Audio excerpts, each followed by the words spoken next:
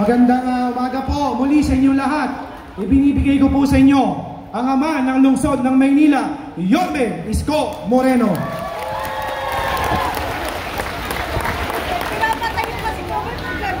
Thank you, Director J. I love you. Mukhang may asin pa yun, ha? Sa ating mga kasama sa MSW, ating mga staff, at of course, ang ating mga partners na tumutulong sa lungsod ng Maynila, at sa ating nagagambala ng mga estudyante ng UDM. Good morning sa inyong lahat. No? Sa UDM, most likely may magandang balita na dyan in the coming days. May awa ang Diyos. Sa ating mga graduates, instructors, good morning. Sabi nga, ako may pinupuntahan ako ng bata ako eh. Mga alas 6:30, 7 ng gabi. Sa mga bahay-bahay, usually ginagawa yun. Dahil may libreng chicha. Pagtapos ng kantahan, may kainan na. Siyempre, pag atabs ka, dumidelay siya ka lang ng konti. Kunwari nanonood ka doon. Tapos, ang hindi ko lagi makakalimutan doon at bagay na bagay para sa inyo. Meron doon portion ng kanta, "This is the day that the Lord has made." Yan ang kanta. This is the day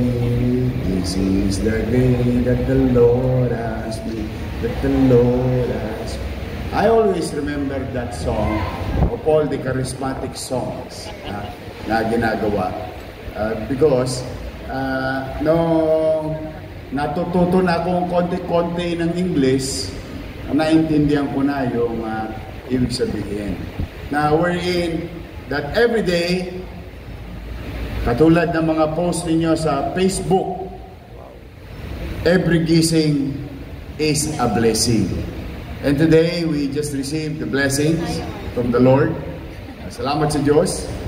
Ano man ang hirap na ating pinagdadaanan, patuloy tayong nakatatanggap ng mga biyaya. Katulad ngayon, you are now ready to be deployed to your respective skill training na natanggap ninyo sa inyong pamahalang lungsod ng Maynila at sa ating mga partners. And this is in line with our goal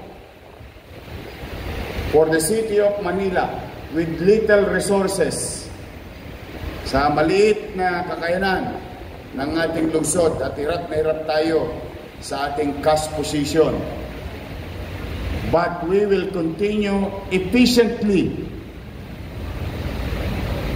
utilize efficiently whatever resources remaining in our city coffers to invest to MBN, minimum basic needs, housing, education, healthcare, and jobs, job creation. And with the new policy ng inyong syudad, bagong pulisiya, mas magaang, mas madali na magtayo ng negosyo sa lungsod ng Maynila. Ito na may kaalinsabay na maraming mga ngailangan na trabaho at magiging available para sa mga batang Maynila. Magaang na pulisiya sa paghahanap buhay, or what you call ease of doing business in the city government. At the same time, providing skills to our people so that they will fit, or if opportunity will be made available, may mahahanap na trabahante na tagalungsod ng Maynila. And that's who you are right now. You are certified skilled workers of the city government. So that's why, kung manatag kayo, ikalawa na natin to, Jay, no? Marami pa tong 2, 3 o 4. Dahil hindi tayo titigil na yung mga napagkaitan ng kaalaman upang maitaguyod ang kanilang sarili. Your city government, in its own little way, will continue to provide and invest in this type of activities and programs for our people. Sa mga nanay at tatay ko na may asim pa, na nandito, I'm happy that despite of your age, hindi nyo pinagkaitan ng karagdagang kaalaman at kakayanang maitaguyod ang inyong mga sarili. Sa mga kabataan naman, galingan ninyo, ha? Pagka kayo'y nagkatrabaho na, huwag niyong ipapahiya ang inyong pamalang lungsod ng Maynila. You have to be good. You have to excel in your field of undertaking. And that's very important. Give pride to yourself.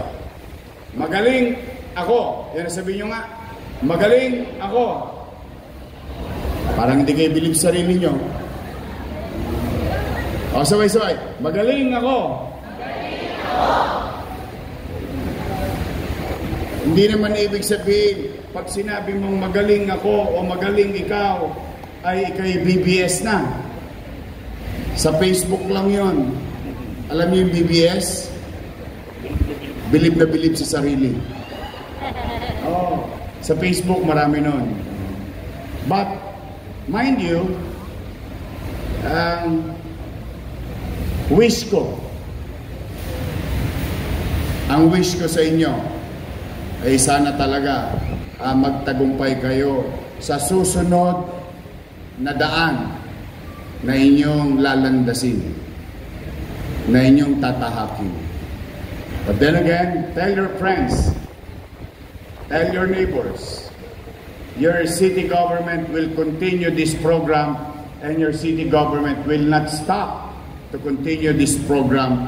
And through our private partners, national agencies partners, everyone, sisinupin natin yung mga available resources at outside sources that we can utilize in favor of the people of Manila.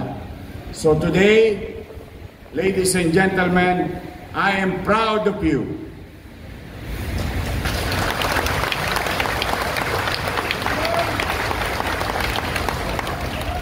Kaya huwag kayo matataranta sa buhay at huwag matakot madapa.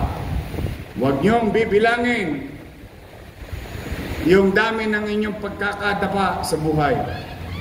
Ang mahalaga, yung pagbangon. And always way forward.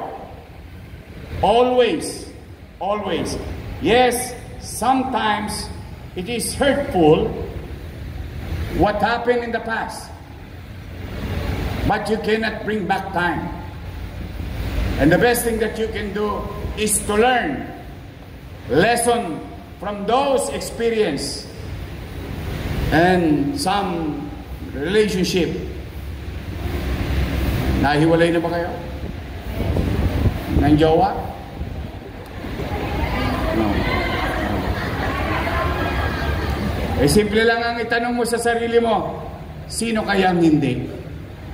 So you are normal. It's normal. But what matters most in life, whether you failed on something, whether with regard to economic, personal, or emotional, what matters most is always way forward. Nakatuon ka sa horizon. Don't be disturbed by naysayers. Don't be disturbed by noise. Masyadong maingay. Focus ka lang. Tuloy-tuloy lang. May awan Diyos. Makakaraos din tayo. Makakamit din natin yung ating mga pangarap sa buhay. Tama ba? Kaya sa inyo, congratulations. Congratulations to each and every one of you.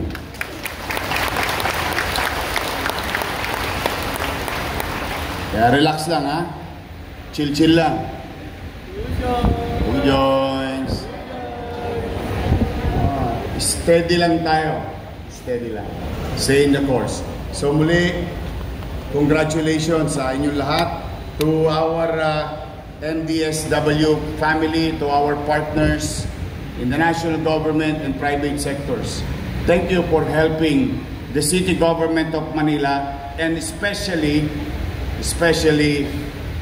the people of Manila. Mag-iingat kayo. And I will pray at wish ko, total birthday ko naman. Pwede akong mag-wish.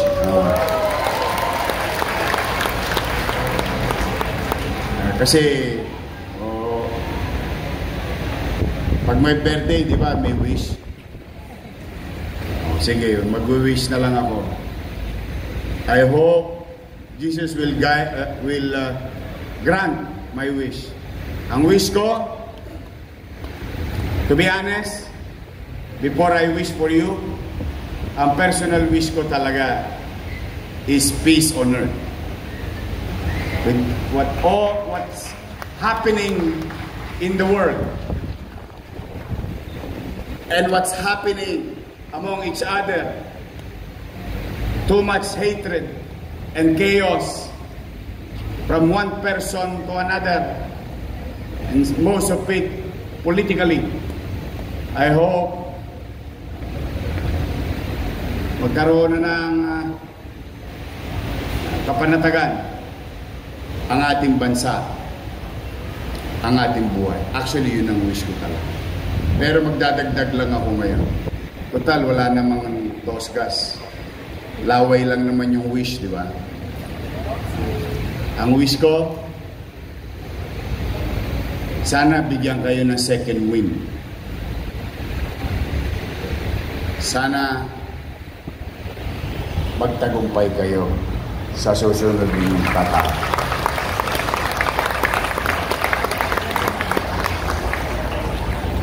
Mag-ingat kayo. I love you. Maraming salamat. Pagpalain nawa kayo ng Pong May Kapal. Manila!